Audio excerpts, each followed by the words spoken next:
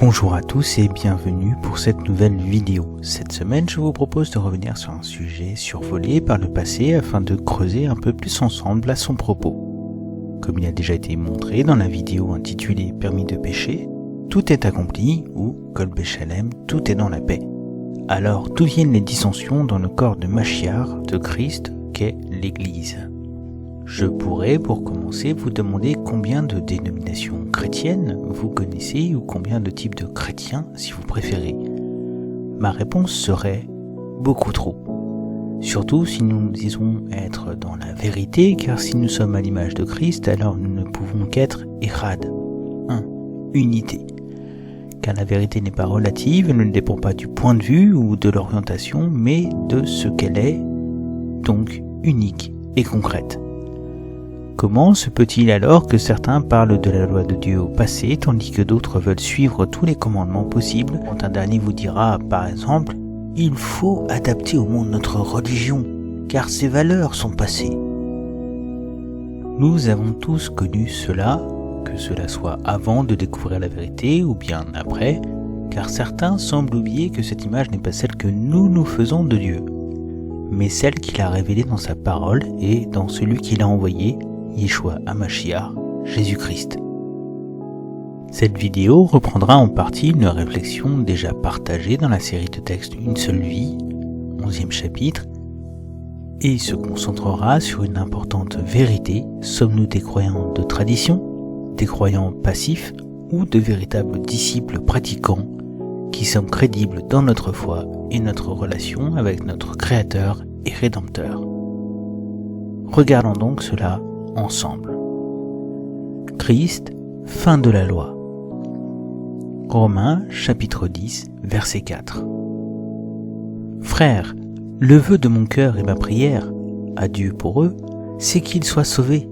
Je leur rends le témoignage qu'ils ont du zèle pour Dieu, mais sans intelligence, ne connaissant pas la justice de Dieu et cherchant à établir leur propre justice. Ils ne se sont pas soumis à la justice de Dieu, car Christ est la fin de la loi pour la justification de tous ceux qui croient. Que déclare Paul ici? La fin de la loi pour tous ceux qui croient? Ou bien devons-nous regarder au contexte des versets qui accompagnent cette pensée?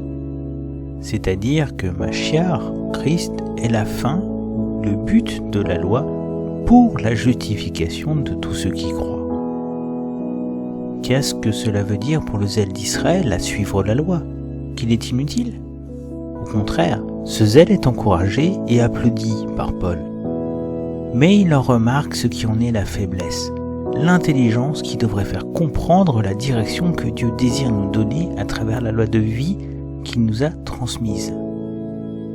Toute la loi doit nous guider vers l'arbre de vie qui est au centre du jardin, vers le salut et la vie éternelle, afin de connaître notre Créateur et Rédempteur, comme cela est annoncé dès la chute.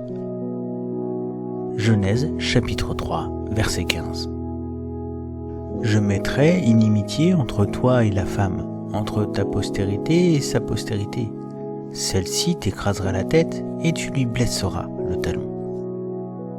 Comprenons que c'est par le bris du commandement donné par Dieu, nous ne parlons pas d'une liste de lois, mais bien d'un seul ordre ici, que nous avons perdu de vue la véritable direction désirée et donnée par le Créateur. Et cela est le péché. Rater la cible, désignée pourtant, et que nous pouvons donc voir. C'est aussi par la vue ou le point de vue que vient la rébellion et la désobéissance au commandement. La sagesse avait poussé à faire confiance à Dieu jusqu'à la venue du tentateur. Mais alors pourquoi la fin de la loi est si mal comprise? Il faut donc faire ici le lien entre la loi et la grâce. Reprenons dans l'ordre concernant la loi. 1, puis 7, puis 10, puis 613, puis le Messie Mashiach résume la loi en 2, puis en un commandement. Il donne ainsi la réponse à la question posée par Caïn. Suis-je le gardien de mon frère? Qui est en fait la réponse donnée aussi à Adam et Ève lors de la chute, car l'un n'a pas repris l'erreur de l'autre, tandis que le premier, lui, a été une pierre d'achoppement. ce qui a brisé le seul commandement de Dieu qui contient tous les autres, afin de tenir éloigné le péché qui se tapit à la porte et nous regarde avec désir, afin de nous corrompre à sa laideur et sa puanteur. Comme le disent certains sages d'Israël, pas de chesed ou grâce sans faute. Mais quelle est donc la faute de l'homme ? Genèse 2 nous donne la loi à suivre, nous montre que Dieu désirait nous enseigner à apprendre le contentement, à apprendre à dépendre de lui et ainsi placer notre confiance en lui. Si nous regardons sans nous mentir à nous-mêmes, celui qui a le plus confiance en l'autre est Dieu, qui croit que les hommes répondront à son appel passé par la croix et la résurrection de Yeshua. Il nous fallait donc tous passer par la désobéissance afin de comprendre cet enseignement et accepter ce cadeau de Dieu, ou bien le refuser, comme le dit Paul. Romains chapitre 11, versets 30 à 32. De même que vous avez autrefois désobéi à Dieu et que vous avez maintenant obtenu grâce à cause de leur désobéissance, de même ils ont maintenant désobéi afin d'obtenir eux aussi grâce à cause de la grâce qui vous a été faite. Car Dieu a enfermé tous les hommes dans la désobéissance pour faire grâce à tous.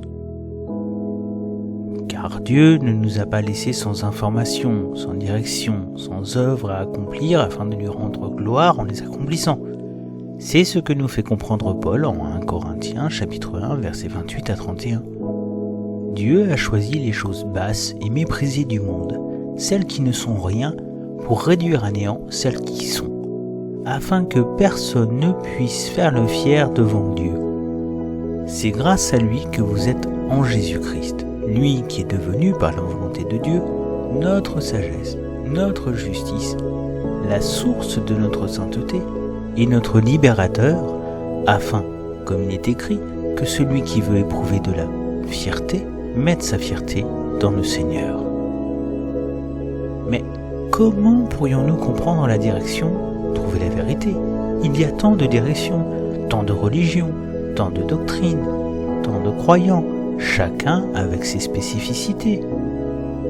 La réponse est simple, et elle est dans la croix que forment la Torah et le Hesed, la grâce. Et afin de mieux comprendre cet ensemble qui est formé de l'amour de Dieu et de sa justice, prouvant ainsi une fois pour toutes sa sainteté face à notre faiblesse, l'esclavage, l'addiction envers le péché, nous allons regarder ensemble aux définitions de ces deux mots, nous parlant de deux des faces de notre Créateur. Torah, traduit par la loi, les lois, est ainsi présenté par Strong dans son dictionnaire. Loi, direction, instruction. Instruction, commandement, humain ou divin. Corps de l'enseignement prophétique, instruction dans l'âge messianique, direction ou instruction du corps de sacrificateur, corps de directive légale, loi, loi de l'offrande, holocauste. Coutume, manière, la loi deutéronomique ou mosaïque.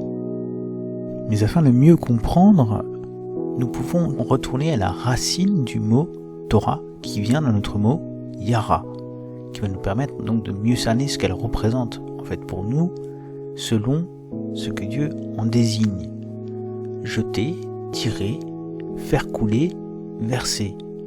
Nous pouvons aussi regarder le mot être tiré, ou jeter, lancer, tirer, montrer, signaler, pointer, diriger, enseigner, instruire, jeter de l'eau, pleuvoir, arroser, répandre.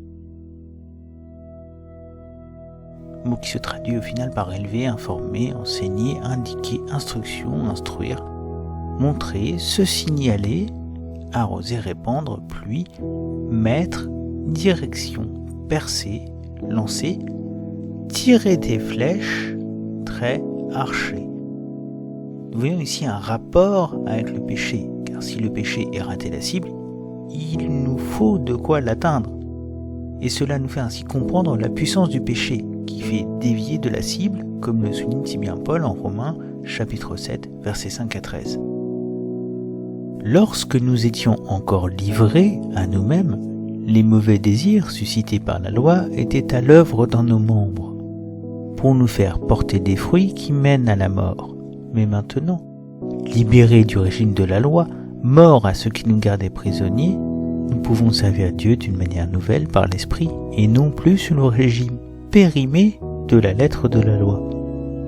Que dire maintenant? La loi se confond-elle avec le péché?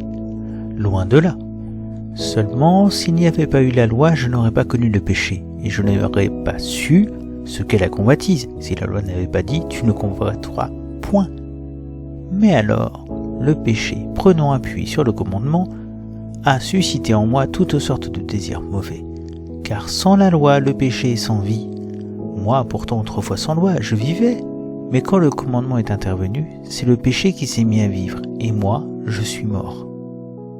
Ainsi, ce qui s'est produit pour moi, c'est que le commandement qui devait conduire à la vie m'a conduit à la mort, car le péché a pris appui sur le commandement, il m'a trompé et m'a donné la mort en se servant du commandement. Ainsi la loi elle-même est sainte, et le commandement saint, juste et bon. Est-il donc possible que ce qui est bon soit devenu pour moi une cause de mort? Au contraire, c'est le péché. En effet, il m'a donné la mort en se servant de ce qui est bon, pour manifester sa nature de péché, et pour montrer son excessive perversité par le moyen du commandement.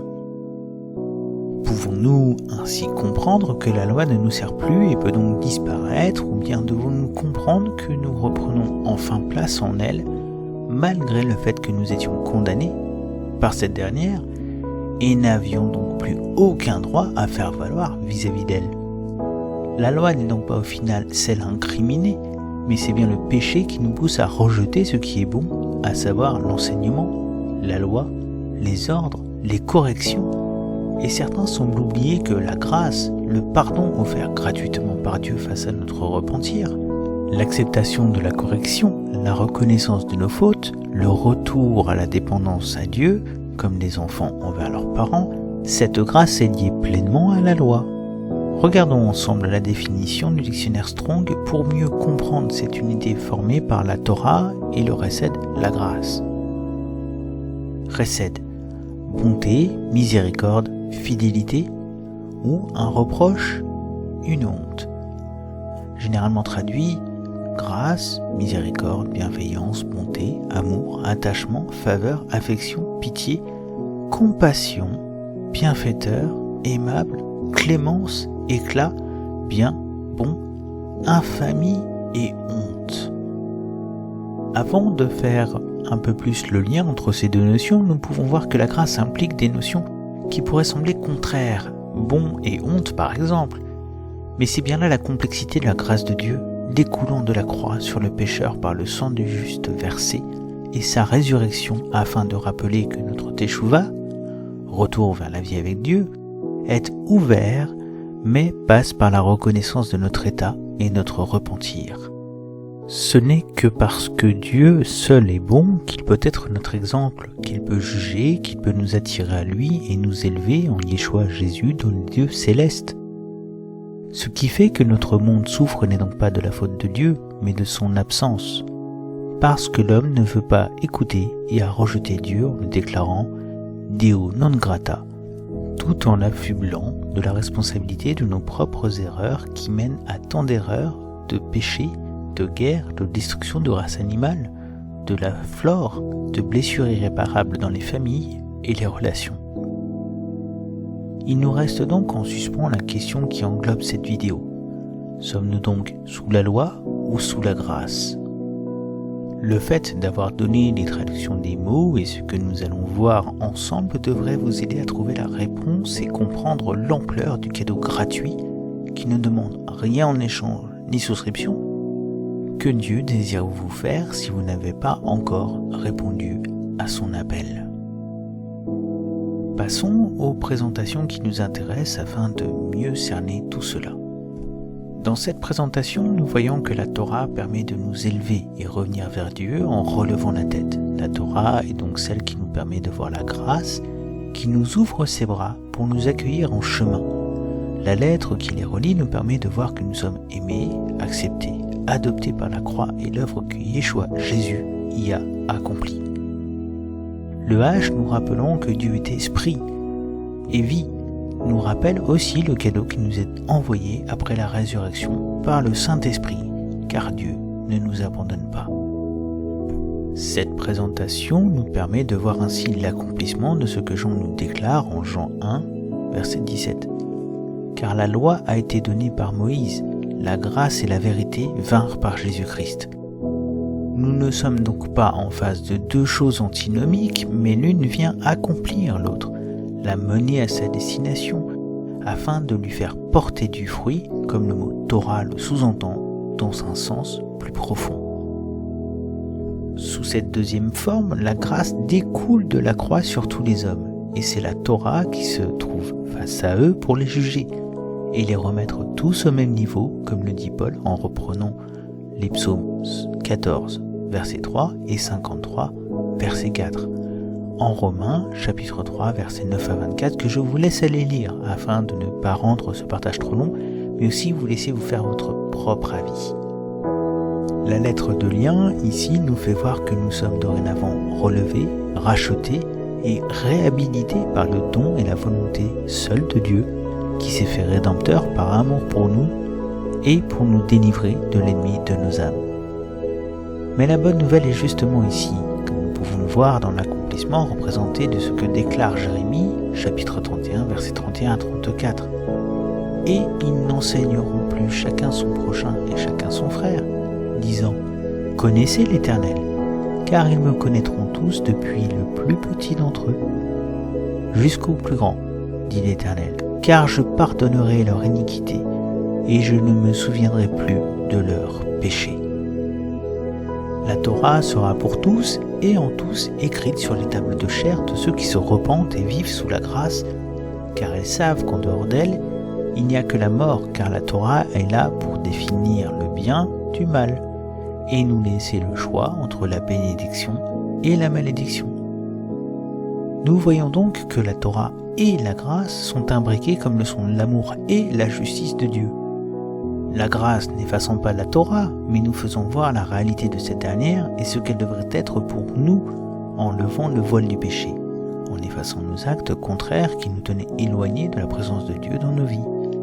La grâce n'est pas un sauf-conduit, mais ce que nous désirons bien souvent sans en comprendre l'importance. Une seconde chance, un chemin de vie où se trouve la paix, la restauration, la complétude, l'amour qui ne souffre d'aucun regret et la joie qui surpasse toute intelligence et qui ne peut nous être ôtée.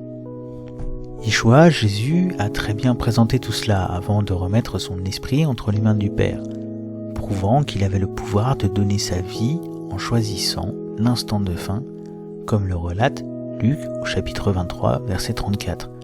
Jésus dit « Père, pardonne-leur car ils ne savent pas ce qu'ils font. » L'apôtre Jean va nous servir pour clore cette réflexion, en espérant avoir pu vous aider à comprendre et solutionner le dilemme que nous croisons bien trop souvent par des propos issus de relents de traditions d'hommes qui ont oublié leur premier amour. Je vous invite ainsi à saisir la grâce et vous glisser dans la Torah de vie, si cela n'est pas encore fait, comme nous y encourage ce dernier verset. 1 Jean, chapitre 1, versets 5 à 7. Voici le message que nous avons entendu de lui et que nous vous annonçons. Dieu est lumière et il n'y a pas de ténèbres en lui. Si nous disons que nous sommes en communion avec lui tout en marchant dans les ténèbres, nous mentons et nous ne mettons pas la vérité en pratique.